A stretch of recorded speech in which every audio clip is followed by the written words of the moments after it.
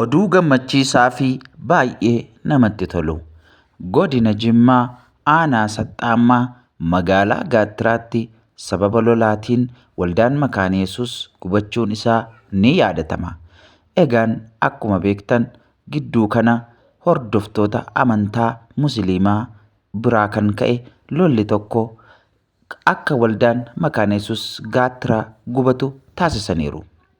Egaan kanumaan walqabatee hundeessaa fi abbaan mul'ataa TV Hand of God kan ta'an Raajiin Mintisnoot Bafiqaaduu Beddelleetti kan argaman achi magaalaa Gaattiraa sanatti argamuudhaan danuudhuma warri Gibxii gadi isaan qaban keessaa warri Israa'el immoo caalaa baay'atanii lafa guutan.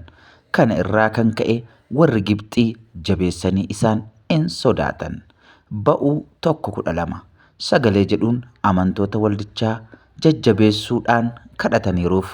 Akkasuma immoo Roomee 12:18 nama hundumaa wajjin nagaatti jiraachuudhaaf karaa keessan wanta danda'amu hundumaa godhaa jedhanii gorsaaf jajjabina guddaa waldaa amantoota warra Wangeelaa Makaana Yesuus magaalaa Gaattiraatti argamaniif dhaamaniiru.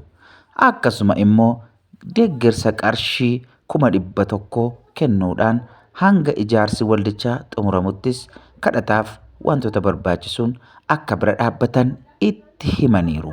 Amantoonni yookaan duuka buutonni Yesuus Kiristoos kan taatan kadhataaf wantoota dandeessaniin deeggarsa akka gootaniif isinii dhaamna.